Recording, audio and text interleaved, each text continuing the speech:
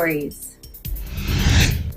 Lower COVID case numbers in Alberta and what they really mean. The government of Ontario reports a third case of the COVID-19 UK variant in the province. The COVID-19 UK variant continues to spread in Canada. Elbow Island Park opens to the public. Travel ideas for the new normal, Honolulu's Magic Island. And updates from the NBA. Hello everyone, you're watching Eagle News International from Canada. I'm Tiffany Elisassis reporting from Calgary, Alberta, bringing you stories from across the globe.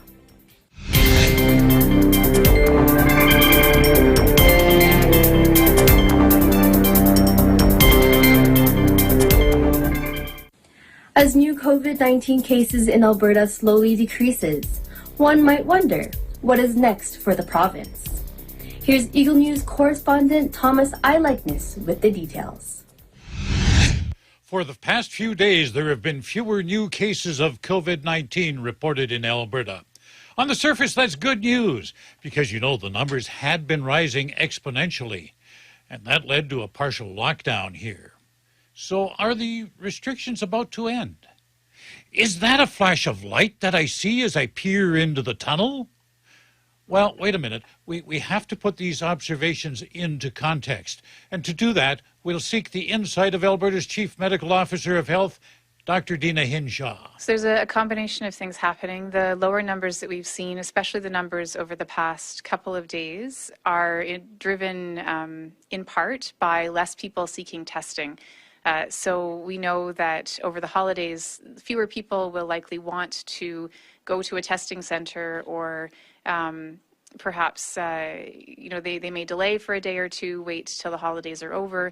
And so with lower numbers of people getting tested, of course, that translates into lower numbers of positive cases. So, Doctor, does that mean the tough restrictions the government put into place a couple of weeks ago, are they really working? I do expect that that is a part of why we're seeing lower numbers, but it will be difficult to know exactly how all of these different pieces are contributing to our lower numbers until we start to see over this week whether our testing numbers go up, whether our hospitalization numbers start to go down.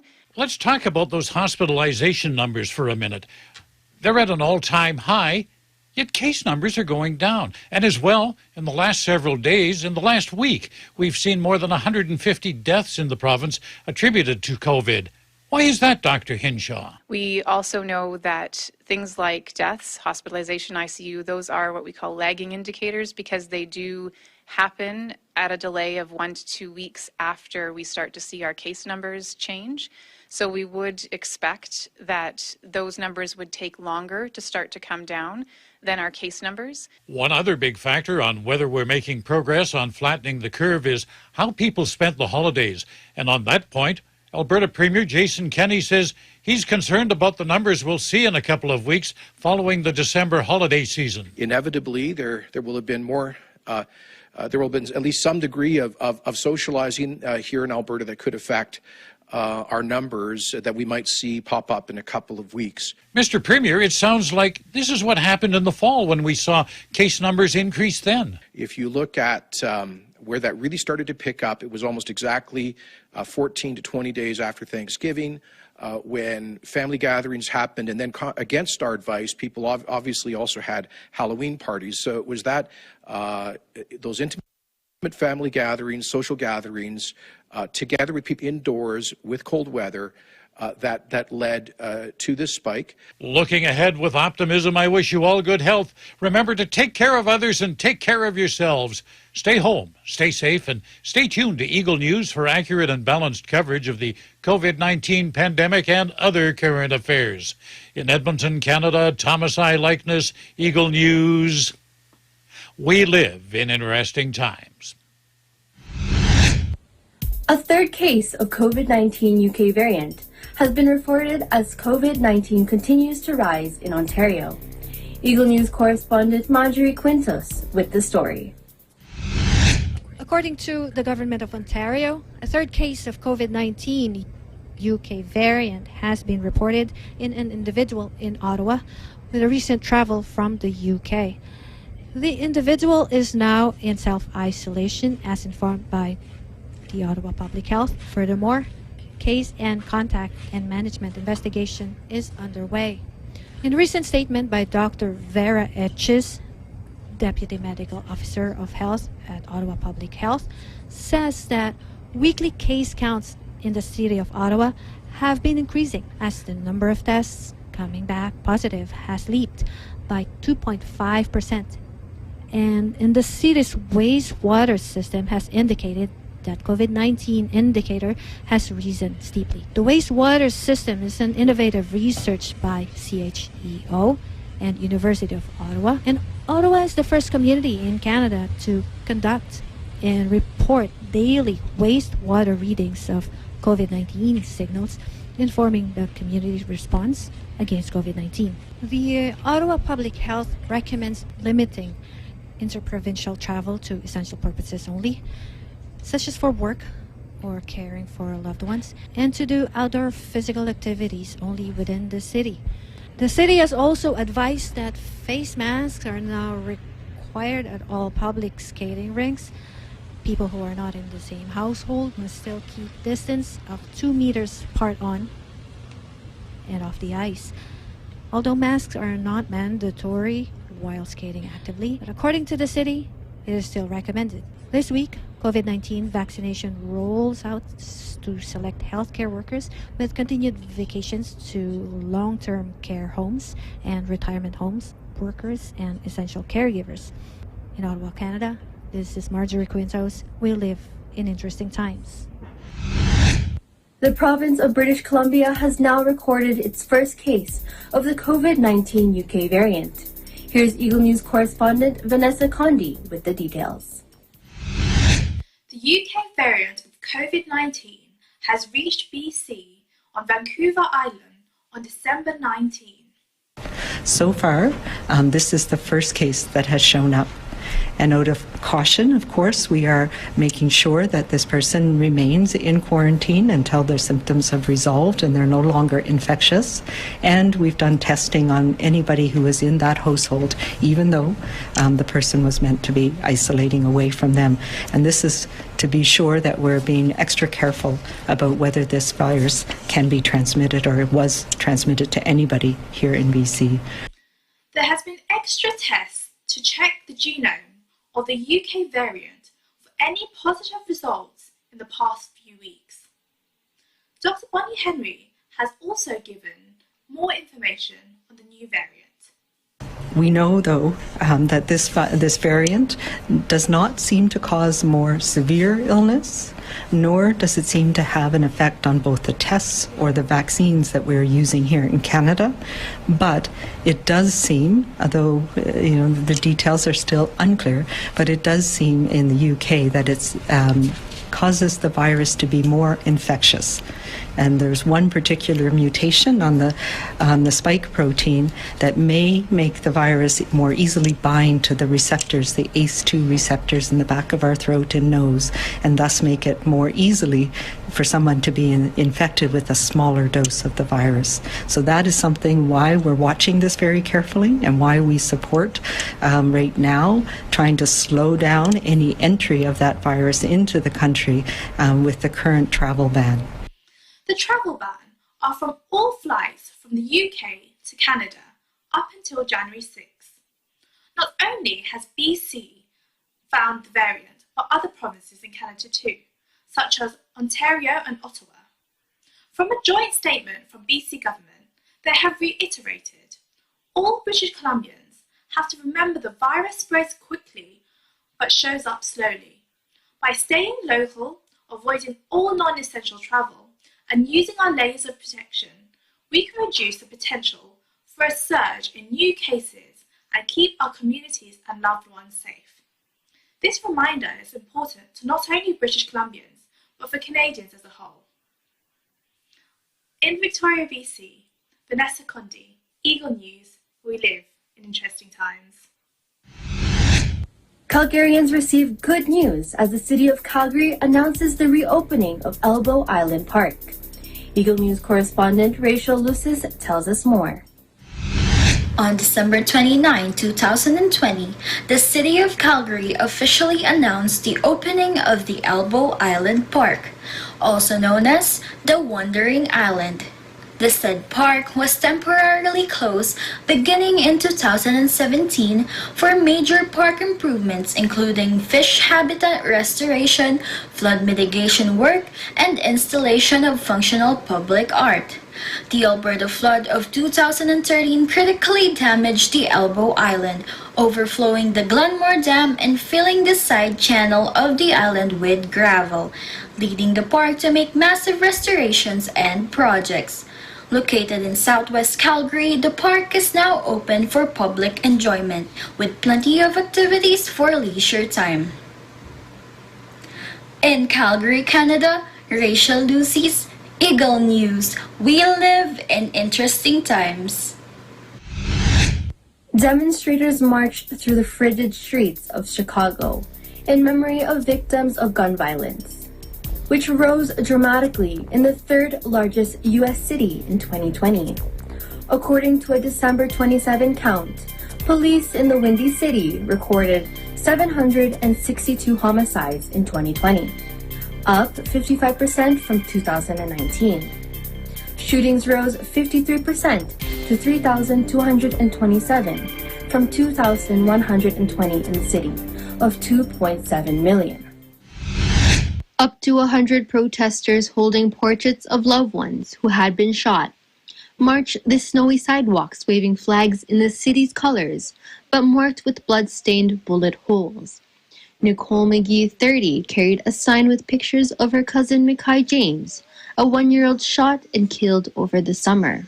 People live in a bubble, and they ignore the fact that this exists. And people need to open their eyes and realize that the gun violence is just as important as COVID. Other cities across the U.S. saw increases in violence as well in 2020. Nationally, the FBI reported a 20.9% increase in homicides in the first 9 months of the year. I'm doing this walk for my nephew. On June 20th, he was killed due to gun violence. His name was Brandon McGee, and he died at 23. Killed a baby. You took a baby away from his mother, from his sister. He had 2 sisters, he had a brother, all of which at the time were under the age of 5 years old. They had to go bury their brother, and that's not okay. If just people stop protecting shooters. Both the pandemic and civil unrest across the U.S. contributed to the increase, and major urban centers were the most affected, but none approached Chicago's levels. This week, Chicago Mayor Lori Lightfoot said the pandemic was partly to blame for the uptick in violence. What's the plan? We have an aggressive plan for COVID-19. What's our plan for violence? What's our plan to stop this? What's our plan to change this out here? We want a strategy, we want a plan, we want to end the numbers and the blood in our streets in Chicago. We should be embarrassed, we should be shamed, we should be disgraced, and we should do something about it. In terms of America, you know, we have a new president and a vice president coming into office January 20th. They need to do what they have to do to stop this easy access to guns in America. Coming up, travel ideas for the new normal, Honolulu's Magic Island. And updates from the NBA.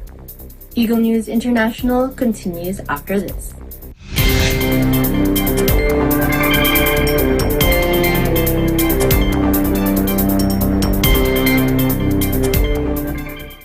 Aloha from Ever Beach, Hawaii. I wish everyone a Happy New Year.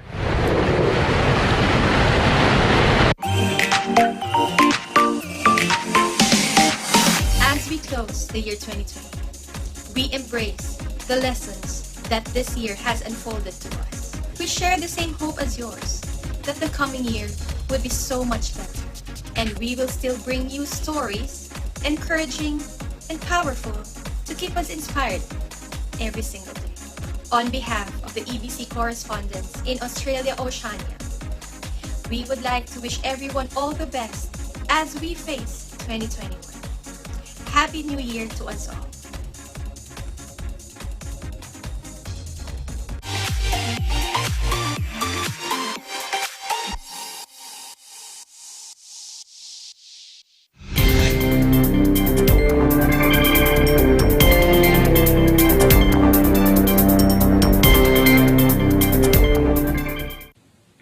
Welcome back. You're watching Eagle News International from Canada. I am Tiffany Elisasis from Calgary, Alberta. After months of quarantines, lockdowns, and restrictions due to the COVID-19 pandemic, many of us are definitely looking forward to the new year for some form of travel, just about anywhere and away from our homes. So here's an idea for everyone's consideration, courtesy of our EBC Hawaii Bureau. Check it out.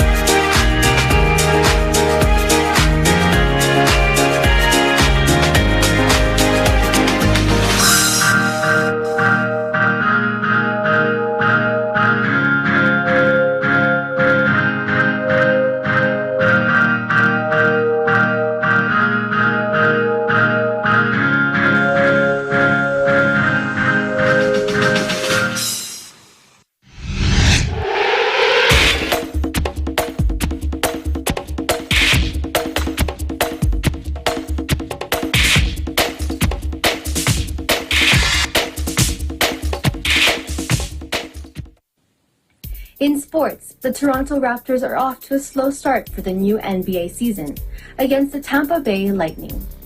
Here's Eagle News correspondent Zarita Sisi with more. The Toronto Raptors had an eventful offseason with the extensions of their key pieces in their young core, with the likes of Fred VanVleet and OG Anunoby signing long-term deals. But the team also saw key pieces of their championship roster leave for other teams, with both Serge Ibaka and Marc Gasol heading to LA. And despite the changes, there were still high hopes for what this team can do, given the consistent success they've seen no matter the roster. It's expected that with any new team comes growing pains, but the glaring pain points on this team have been hard to ignore. From slow offensive starts from veteran players, miscommunications on plays leading to turnovers, and even full defensive collapses in the second half of games, a Raptors team with a 1-3 record to start the season is not what many are used to. For a team that has been as consistent as the Raptors have been over the past several seasons, the expectations for this organization has been winning, but with so many changes, they find themselves searching for answers. Their lackluster start is not something that they take lightly, especially among the Raptors veterans who have seen this franchise through different points. Yeah, I mean, losing 3 in a row at any time of the season is not acceptable around here. And I think, a lot of guys is fired up. And there's a core group here that's kind of, we know what each other is thinking at all times, but sometimes things just need to be said out loud. So I think guys, enough was enough, and it was time to get a win. And, some things were addressed. And the Toronto Raptors were able to end their 3-game losing streak with a 183 victory over the New York Knicks on New Year's Eve. The team's first win came without their all-star Pascal Siakam, as he was benched for the game for what coach Nick Nurse said was an internal matter. Disciplinary actions like this is an outlier for an usually even-keeled organization. So when head coach Nick Nurse was asked about what the message the organization was trying to send, he couldn't be any clearer. There's just a certain way we want to do things, Blake. And, everybody's got to be a part of that. That's just as simple as that. The new season is just 1 week old, so any conclusions of where this team will be come postseason may be premature. But with the shortened season, each win and loss may have more impact than seasons prior. Reporting from Toronto, Canada, Zarita Sese. Eagle News, we live in interesting times. 2020 brought a series of changes in the NBA. EBC sports correspondent Tani Somigi reflects on the emotional trials and struggles players and coaches went through last year. 2020 opened with great vibes. Fans connecting with their favorite players, and players reconnecting with old fans. But a series of events turned 2020 to a tumultuous year. This is a season where we lost my mentor and one of my closest friends, David Stern. Of course, tragically, Kobe Bryant, his daughter, and their friends. And then the pandemic. And so on March 11th, as we all know, we shut down, and then we embarked on a course over the next several months of how it is and if we would be able to restart NBA basketball. And there were 3 themes we focused on. Number 1, of course, was, can we bring the NBA back? Number 2 was the health and safety of everyone involved. And that meant all the stakeholders in the NBA, players, coaches, media members, of course. Was there a possibility of having fans? All of that was on the table. And then as events unfolded in the country, social justice became one of those themes as well. We first reflect on the late Kobe Bryant's impact on LeBron James. The King surpassed the Black Mamba to become the NBA's 3rd leading scorer during the Lakers' loss to the Sixers, the night before Bryant tragically passed away. Another guy that I looked up to when I was in grade school and high school, and seeing him come straight out of high school, someone that he was inspiration. I was like, wow, a kid is 17 years old coming into the NBA and trying to make an impact on the franchise. It was like just use that as motivation. He helped me before he even knew of me because of what he was able to do. So just to be able to, at this point in my career, to share the same, jersey that he wore, be with this historical franchise, and just represent the purple and gold. It's very humbling. It's dope. Kobe's a legend. The league suspended the season indefinitely when Utah Jazz All-Star Rudy Gobert tested positive for COVID-19. As the virus spread, more players were tested positive. For Minnesota Timberwolves All-Star Karl Anthony Towns, the virus took a toll on his family. Towns' mother Jacqueline and 7 other family members died of coronavirus. Once the season resumed in July, players and coaches had a bigger and important battle to fight for besides their quest for the Larry O'Brien Trophy. I would like to continue to demand justice for Breonna Taylor. I also like to encourage guys to get out and vote. And I would also like to thank the NBA and the Celtics for allowing us to kneel and participate in that protest for the national anthem every single night. Our team has had lots of conversations and has a high level of concern and wants to continue to fight for racial justice, for social justice, for the end of excessive use of force by police. But I think it's best for our team conversations and what we're thinking and doing to stay private until if and when a player or myself decides something needs to be made public. But there's a lot of concern, there's a lot of conversation, there's a lot of frustration. It's really so sad. Like, I should just be a coach. And it's so often reminded of my color. It's just really sad. We got to do better. But we got to demand better. Like, it's funny. We protest and they send riot guards, right?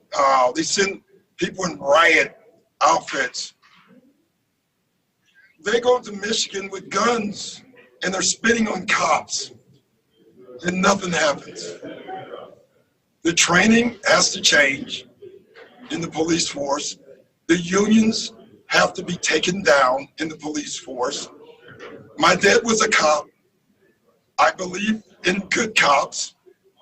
We're not trying to defund the police and take all their money away.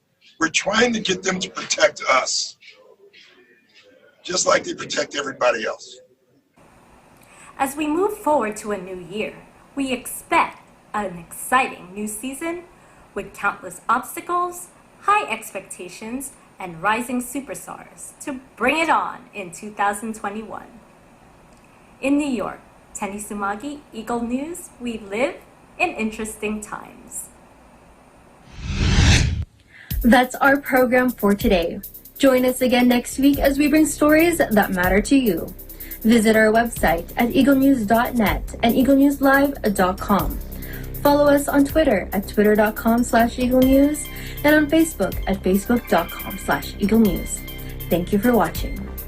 On behalf of Eagle News Canada, we wish everyone a very happy new year. I'm Tiffany Elisasas. We live in interesting times.